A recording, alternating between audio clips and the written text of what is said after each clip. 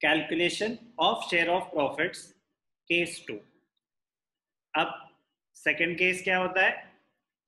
Turnover basis.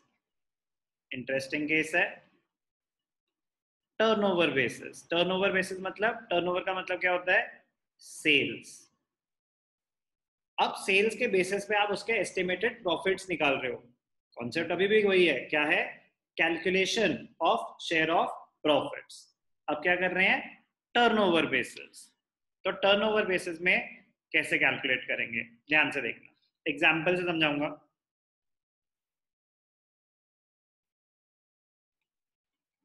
A, B, C were partners sharing profits in the ratio 2:2:1। किसको मारे? चलो C को मारते हैं। C died on 1st July 2020। ठीक है। The details of turnover and profits were as follows। ध्यान से देखना, इंटरेस्टिंग पॉइंट। ओके, 2019-20 पिछला साल, 2020-21 ये है up to 1st July 20। Sales, turnover मतलब सेल्स ही होता है। पिछले साल सेल्स जनरेट हुई 20 लाख की पूरे साल में। इस साल फर्स्ट क्वार्टर में जनरेट हुई सेल्स 3 लाख की। Excuse me. पिछले पूरे साल में 20 लाख का सामान बेचा था। इस साल कोरोना की वजह से 3 महीने में, अप्रैल मई जून, 3 महीने में सिर्फ 3 लाख का सामान बेच पाए। ये बेच पाए, वही बहुत बड़ी बात है। प्रॉफिट कितना हुआ? पिछले साल प्रॉफिट हुए थे 5 लाख के। पूरे साल में 5 लाख के प्रॉफिट हुए। इस साल के हमें पता ही नहीं, इस साल की बुक्स क्लोज ही नहीं हुई अभी।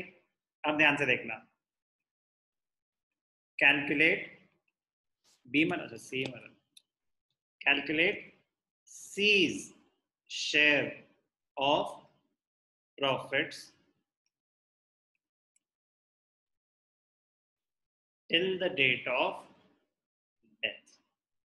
ध्यान से देखना, हमें कैसे पता चलेगा कि कब हमें टाइम बेसिस करना है, कब हमें टर्नओवर बेसिस करना है? क्वेश्चन को ध्यान से पढ़ना होगा। अगर क्वेश्चन में टर्नओवर दे रखा है, सेल्स दे रखी हैं, तो टर्नओवर बेसिस का क्वेश्चन है। क्वेश्चन में प्रॉफिट्स दे रखे हैं सिर्फ पिछले साल के, टर्नओवर सेल्स कुछ नहीं दे रखी, तो टाइम बेसिस होता है। टर्नओवर बेसिस सिर्फ और सिर्फ तभी अप्लाई हो सकता है जब सेल्स दे रखी है। और लॉजिक क्या है इसमें? वो कह रहे हैं कि अगर पिछले साल आपने पूरे साल में 20 लाख का सामान बेचा और 20 लाख के सामान पे आपका 5 लाख का प्रॉफिट हुआ, तो आपका कितना परसेंट प्रॉफिट हुआ? 25%। अभी कैलकुलेट करेंगे।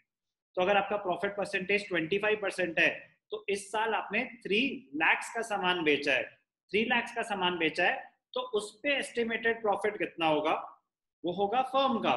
फिर उसमें से डिसीज पार्टनर, इस केस में सी की डेथ हुई है, तो सी का शेयर कितना होगा? ध्यान से देखना, इंटरेस्टिंग पॉइंट। पॉइंट क्या है? पिछले साल 20 लाख का सामान बेचा तो प्रॉफिट हुआ 5 लाख। ध्यान से देखना, बेसिक यूनिटरी मेथड, 2 तरीके करने के। एक बेसिक यूनिटरी मेथड कि अगर सेल्स प्रॉफिट्स, अगर 20 लाख का सामान बेचा तो आपका प्रॉफिट हुआ 5 लाख का। अगर आप 3 लाख का सामान बेच रहे हो तो आपका प्रॉफिट कितना होगा?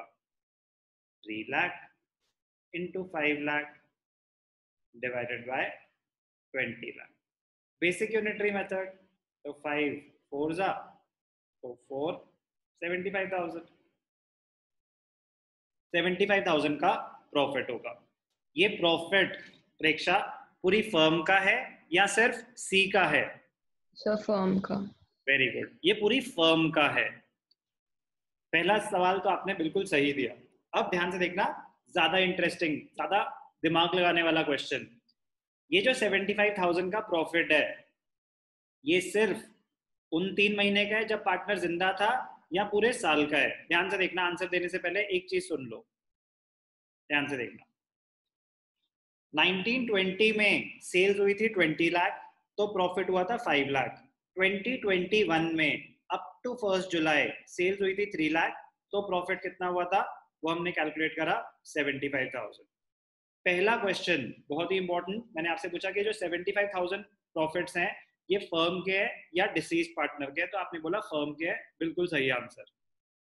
ये 75,000 जो प्रॉफिट्स हैं ये सिर्फ अप टू 1 जुलाई है, 3 मंथ्स के हैं, या पूरे साल के हैं प्रेक्षा? सर अप टू 3 मंथ्स वाले हैं ये। Very good, perfect answer. ये अप टू 1 जुलाई है। वाई? क्योंकि हमें उतने पीरियड की तो सेल्स गिवन थी, तो अगर हम उतने पीरियड की सेल्स का ही प्रॉफिट निकाल रहे हैं तो प्रॉफिट भी उतने पीरियड का ही निकलेगा। ध्यान से देखना, ₹75,000 are the profits of the firm for the period up to 1st July 2020। तो कौन मरा? सी मरा। तो C share of profits, C share of profits कितने हो जाएंगे? 75,000 इंटू 1/5। सी का शेयर था 1/5, 15,000 हो जाएंगे। एंट्री सेम है, profit and loss to ceased capital account. Point है कि प्रॉफिट निकला कैसे। पहले हमने फर्म का प्रॉफिट निकाला कि पिछले साल 20 लाख का सामान बेचा था तो 5 लाख का प्रॉफिट हुआ, तो 3 लाख पे कितना प्रॉफिट होगा? Basic unitary method. अब जो 75,000 थे वो फर्म के प्रॉफिट थे, फर्म में से सी का शेयर कितना आया? इंटू 1/5। जो बहुत ही ज्यादा इंपॉर्टेंट पॉइंट है, बहुत ही ज्यादा इंपॉर्टेंट पॉइंट है, वो बस यही ध्यान रखना था कि जब टर्नओवर बेसिस कर रहे हैं, ध्यान से देखना, very very important point,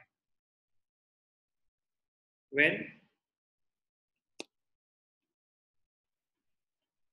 turnover for the period for which the deceased partner was alive is already given. Time period will not be taken into consideration. Time period will not be taken into consideration as sales or turnover for that period are given. मतलब कोई logic नहीं था, but समझाने के लिए कि जब वो गिवन है तो हमें दोबारा निकालने की जरूरत नहीं है ये लाइन भी लिखने की। We will not be taken into consideration, ठीक है, तो वो तो ऊपर लिख ही दिया हमने। If the sales are already given for that period, अगर ये मेंशन है कि 1 जुलाई तक की सेल्स ही 3 लाख है, तो जो प्रॉफिट निकलेगा वो भी तो 3 लाख पे निकलेगा। तो अगर 3 लाख पे निकलेगा तो फिर मुझे दोबारा टाइम पीरियड लेने की जरूरत नहीं है। टाइम बेसिस में जैसे हम करते थे ना कि पिछले पूरे साल के प्रॉफिट्स अगर 5 लाख हैं तो इतने टाइम के कितने होंगे, तो हम टाइम पीरियड से मल्टीप्लाई करते थे। क्यों करते थे? क्योंकि हमें उतने पीरियड की सेल्स गिवन नहीं है, उतने पीरियड का प्रॉफिट गिवन नहीं है। बट यहाँ पे तो उतने पीरियड का प्रॉफिट ऑलरेडी गिवन है, तो अगर आपको उतने पीरियड का प्रॉफिट ऑलरेडी गिवन है तो अब टाइम पीरियड आप कंसिडर नहीं करेंगे। टर्नओवर बेसिस है ये। तो प्रॉफिट कैसे निकाला? सिंपल सा तरीका था, अगर 20 लाख पे 5 लाख का प्रॉफिट हुआ तो 3 लाख पे प्रॉफिट कितना होगा उसके बेसिस पे निकाला। मैंने आपको बताया कि प्रॉफिट निकालने का एक और तरीका था, आपकी मर्जी, आप किसी भी मेथड से निकाल सकते हैं। ध्यान से देखिए,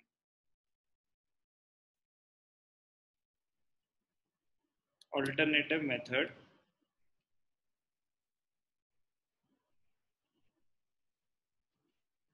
टू कैलकुलेट प्रॉफिट्स, किसमें? इसी टर्नओवर बेसिस में।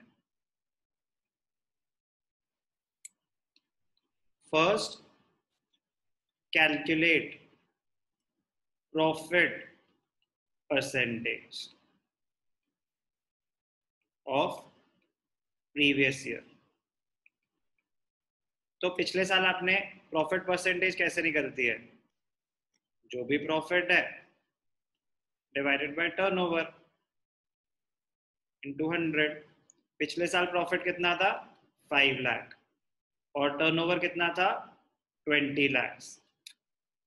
तो प्रॉफिट परसेंटेज कितना था? 25%। तो इफ प्रॉफिट परसेंटेज इज 25%, ध्यान से देखना, इफ प्रॉफिट परसेंटेज इज 25%, तो